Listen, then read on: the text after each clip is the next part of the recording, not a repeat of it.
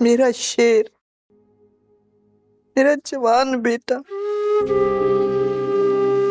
तुम्हें देख देख कर तो मेरी आंखें ठंडी रहती थी। आज 2 साल हो गए तुमसे बिछड़े हुए। मेरी ममता को आज तक करार ना आया बेटा।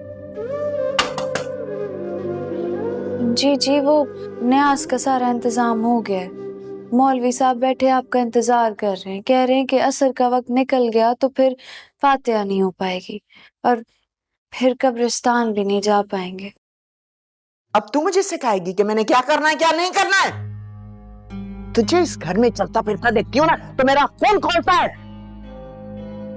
तुम्हारे भाई ने अगर मेरे बेटे से नफरत नहीं निकाली होती तो आज वो इस घर में अपने बीवी बच्चों के साथ हंसी खुशी जिंदगी गुजार रहा होता। चल दफा हो जा यहाँ से, गुम करो शक्ल अपनी।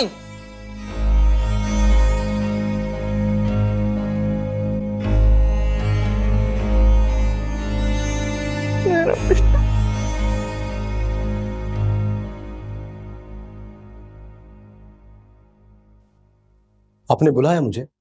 हाँ हाँ बेटा, आओ बैठो। आज मैं तुम्हारी चाचा की तरफ गई थी। क्या वो खैर तो है? खैर है, बस वो तुम्हारी और शाबानू की शादी पर इसरार कर रहे थे। जिसकी मांग थी वो तो चला गया इस दुनिया से। जाहिर है वो बेचारी कब तक अपनी माँ बाप की दहलीज पर बैठी रहेगी। आखिर को तुम्हारे साथ उसकी शादी होनी है। जो भी है, शाबानो हमारे खानदान की अमानत है और हम अपनी इज्जत किसी और के हाथ में दे दें ये इस हवेली की शान के खिलाफ है। चाचा से क्या थोड़ा वक्त दे, अभी इलेक्शन सर पे खड़ा है। शेर दिल की मौत की वजह से जो लोगों की हमदर्दी है ना हमारी पार्टी के साथ, मैं नहीं चाहता हूं ये जज्बात लोगों के बदल जाए इतनी जल्दी। थोड़ा वक्त मांगे चाचा से भी। ठीक है, बात कर लूंगी उनसे, इंतजार करने को कहूंगी उनसे। मैं तुम्हारे खाने का बंदोबस्त करती हूँ रखी के साथ। ये जो तुम्हारी बीवी है ना किसी काम की नहीं है, सारा दिन बस अपनी बच्ची में लगी रहती है। मनूस कहेंगे। भला मेरे होते हुए शेर दिल क्यों सारी जमीन जायदाद का वाली वारिस हो? उसे तो हटाना ही था। अब बाबा की जायदाद हो या चाचा की जमीनें, सबका मालिक सिर्फ मैं हूं। बख्तावर, ये कमीज तूने आंखें बंद करके इस्त्री की है तो तेल का दाग नजर नहीं आया है। को दोबारा दो कि इस्त्री कर कर लाओ। यकीनन तू सिगरेट का दाग नहीं भूली होगी, और अगर भूल गई है तो इस्त्री से भी एक दाग लगा देता हूं। मैं रखी को रखी क्या लगा रखी है तूने? क्यों बुलाती है रखी को बार बार? वो आमना तंग करती है कभी कभी तो फैलाने के लिए बस। रखी अम्मा की नौकरानी है, वो सिर्फ अम्मा के काम करेगी, तेरी कोई नौकरानी नहीं है वो। कहीं तू आमना की मां बन के ये तो नहीं समझ रही कि तू इस हवेली की मालकिन बन गई है। खून बहा मैं तुझे लेकर आया हूं, ये तेरी औकात थी, यही तेरी औकात रहेगी। ठीक कर गिलास को।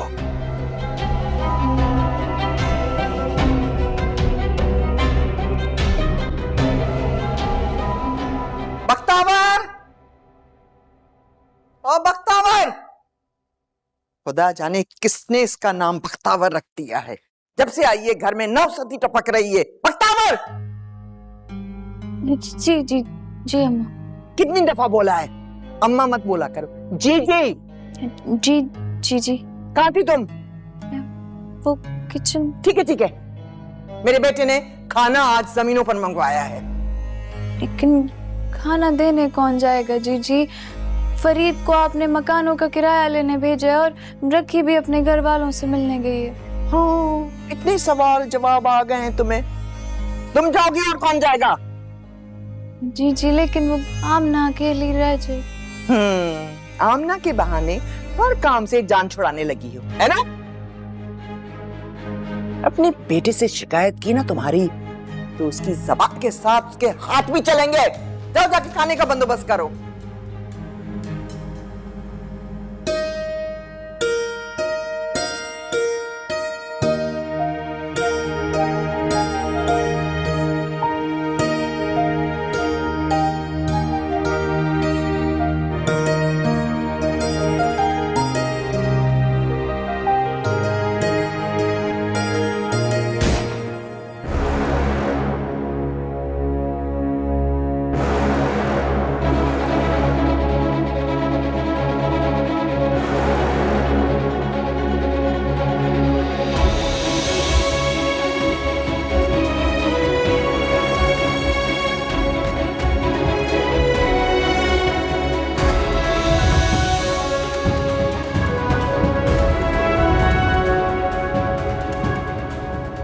मैं सब इंस्पेक्टर साजिद हुसैन, मुझे एसपी साहब ने भेजा है।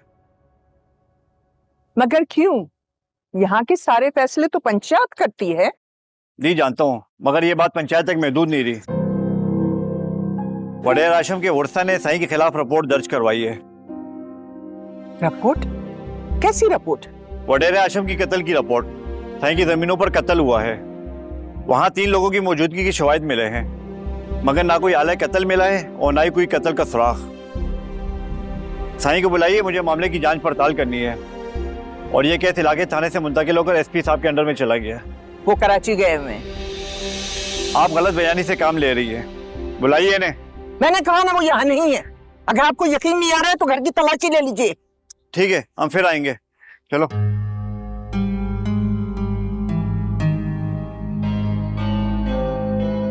बख्तावर, बख्तावर, बख्तावर। जी जी।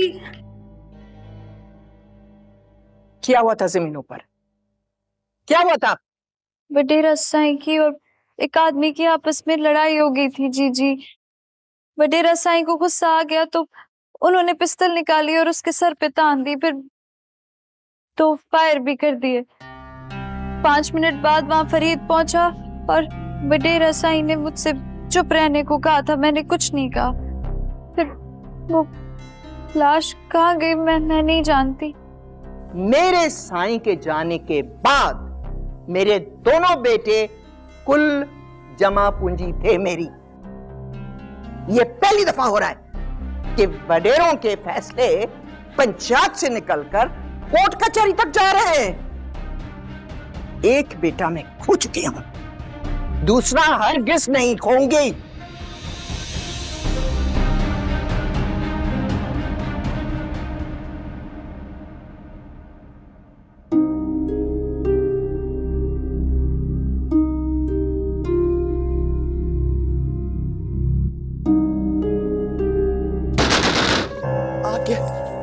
अपना दरवाजा खोलो।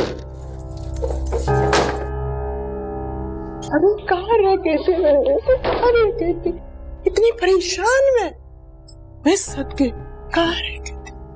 और ये क्या हो रहा है? पुलिस यहाँ तक कैसे पहुंच गई है तुम्हारी तलाश में? जानता हूं, फरीद मुझे सब कुछ बता चुका है। पुलिस वालों को क्या करना है, सिर्फ हाशिम के वर्षा को दिखाने के उन्होंने मुजरिम पकड़ लिया है। खाना पूरी कर रहे। हाशिम मेरी जमीन पे स्कूल बनाना चाहता है, मेरी सीट पे कब्जा करना चाहता है, मेरी सीट जीतना चाहता है भारी अक्सरियत से। उस जमीन पे जिस पे मुराद अली भी अपनी मिल्कियत नहीं जता सका। तुम्हें ये हिमाकत करने की क्या जरूरत थी? किसी को भी कहकर ठिकाने लगा सकते थे उसे। अब ये कोर्ट कचहरी, ये सब मामला कैसे ठंडा होगा? पुलिस मेरा कुछ नहीं बिगाड़ सकती है मां। मैंने भी कोई कच्ची गोलियां नहीं खेली है। वक्त आने पर मैं भी बताऊंगा मेरे पास कौन सा हुक्म का एक कौन?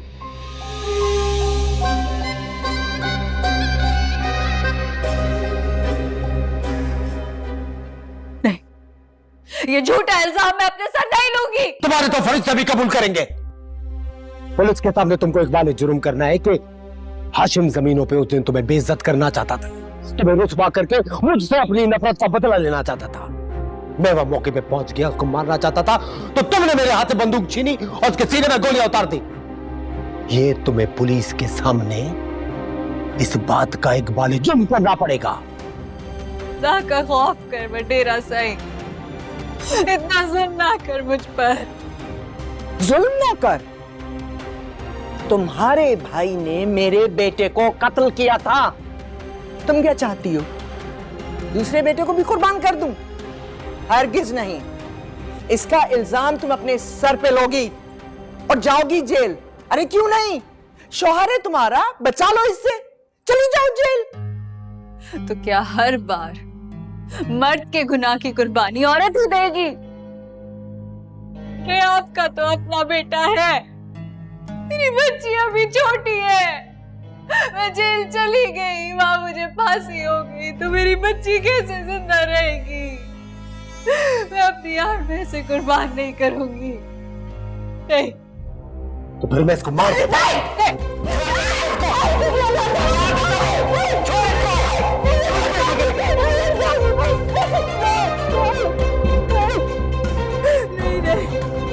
मैं मर जाऊंगी अपनी बच्ची के बगैर। नहीं। अब बोलो, बचाओगी अपनी बेटी को या नहीं? जाओगी ना जेल?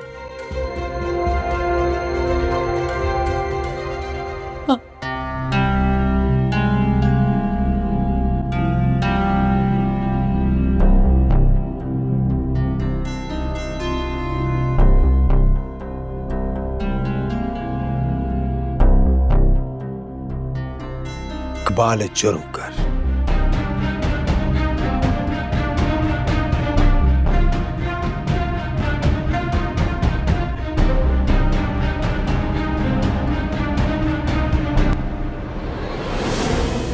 अगर कोई भी आगे एक कदम बढ़ाएगा तो ये गोली मैं चला दूंगी। दिमाग खराब हो गया, इसका मुंह उधर कर।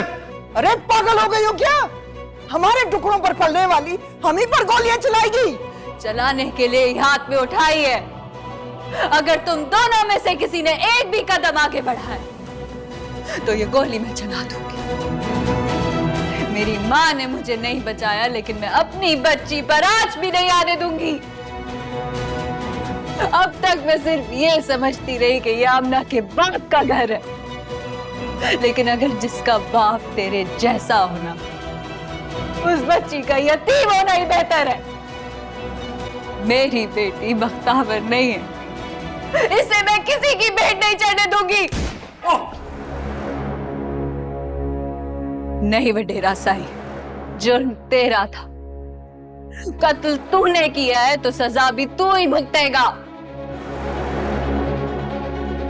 अब औरत मर्द के गुनाह नहीं सहेगी, अल्लाह इंसाफ करेगा, इस बार जरूर करेगा। उसकी लाठी बेआवाज है। और अब अगर कोई मेरे पीछे आया तो मैं पहले तुम दोनों को मारूंगी और फिर खुद को गोली मार दूंगी।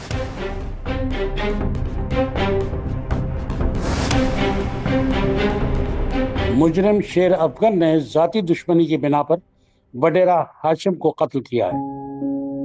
आला कत्ल पर मुजरिम की उंगलियों के निशान हैं और मोहतरमा बख्तावर चश्मदीद गवाह हैं। इसलिए अदालत ने ताज़ीरात पाकिस्तान के तहत बडेरे हाशिम के कत्ल का जिम्मेदार करार देते हुए सजाए मौत दी थी।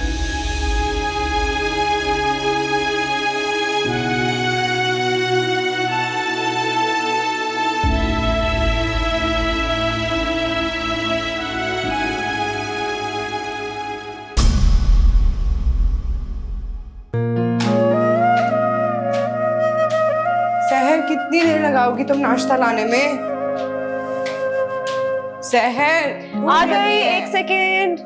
सॉरी, बस तुम ये खाओ, मैं तुम्हारे लिए ना और टोस्ट बना रही हूँ, ठीक है? ये लो। कॉफी कहाँ है? मैं अभी, तुम खाना शुरू करो, मैं बना के लेके आती हूँ। मैं देखती हूँ, खाओ खाओ खाओ। ऐसे इस टाइम पे क्या कर रहे हैं? This is for you. Thank you. और शायद आप भूल रहे हैं कि मेरी फुप्पो का घर भी है और उनका फेवरेट भतीजा होने के नाते मैं यहाँ पे कभी भी किसी वक्त भी आ सकता हूँ। फेवरेट भतीजे को ये जान के बहुत अफसोस होगा कि इस वक्त अम्मी अब्बा दोनों घर पे नहीं है। ये प्रॉब्लम तो हो सकता था लेकिन नहीं है। पता है क्यों? क्योंकि हमारी बेगम तो यहाँ पे है ना। तो इसमें शर्माने की कौन सी बात है? देखो हमारे निकाह हो चुका है, सो टेक्निकली मैं और तुम मियां बीवी है। निकाह हो गया, रुखसती नहीं हुई, काम ना हो। तो रुखसती भी हो जाएगी यार, उसमें क्या हाय ईमान, हाउ यू डूइंग? सारा टाइम तुम खाती रहती हो, डाइनिंग टेबल पे रहती हो। ओके प्लीज इसको जरा खोल के देखो। क्या है ये? खुद चेक करो। रैपिंग भी की है। Let me help you.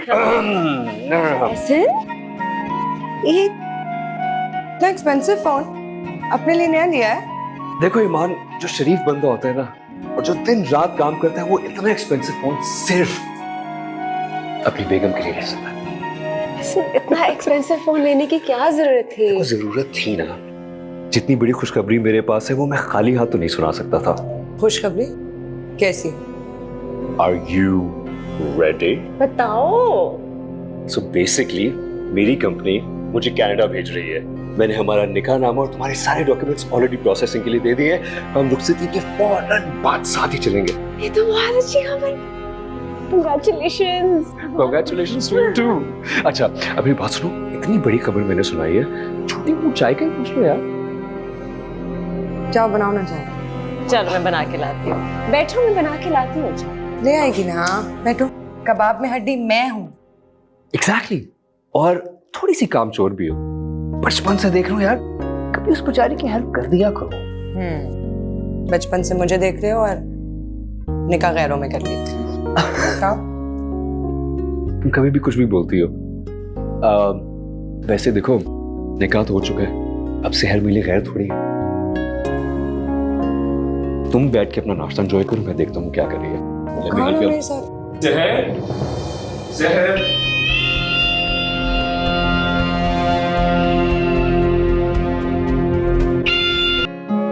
मेरा ख्याल है कि जुमे का दिन मुनासिब रहेगा। क्या ख्याल है आपका?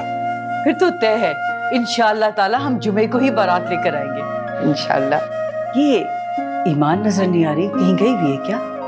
वो ईमान दरअसल एग्जाम्स करीब है ना, तो अपनी फ्रेंड के घर पढ़ने के लिए गई है। अच्छा है ना, वो नहीं घर में थोड़ा सा सुकून तो है। आप लेना बहन जी। जी जी मैं लेती हूँ। बेटा ये दो ना हो तो उसको दो।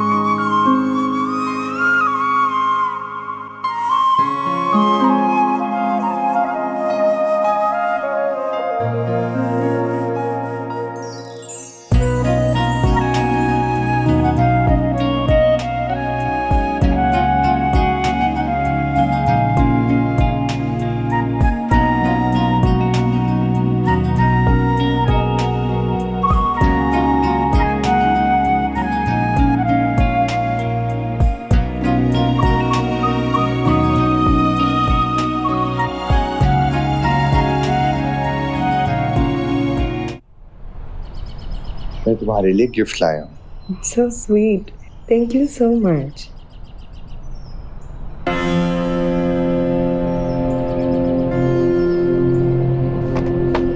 ये फोन मांगा था मैंने तुमसे। कुछ पूछ रही हूँ। जो फोन तुम मांग रही हो वो बहुत महंगा है, और तुम्हें याद है ना, अभी तुम्हारी बर्थडे पे मैंने तुम्हें गोल्ड का सेट किया है। बड़ा एहसान किया मुझ पे। ईमान, एहसान की बात नहीं है। तुम मुझसे शादी करने के लिए राजी हो जाओ, तुम्हें जो चाहिए मैं तुम्हें दूंगा।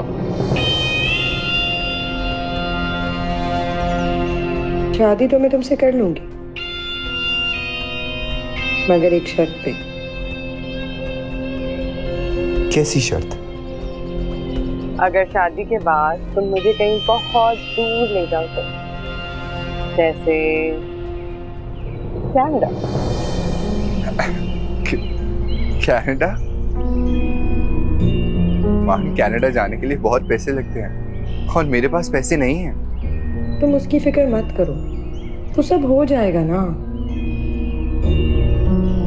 अगर तुम मेरी बात मान लो तो। क्या बात? एक प्लान है मेरे पास, मगर आसान नहीं है। अरे आसान मुश्किल छोड़ो, प्लान बताओ। कितना प्यार करते हो मुझसे? बहुत ज्यादा। कुछ भी करने को तैयार हूँ। कुछ भी।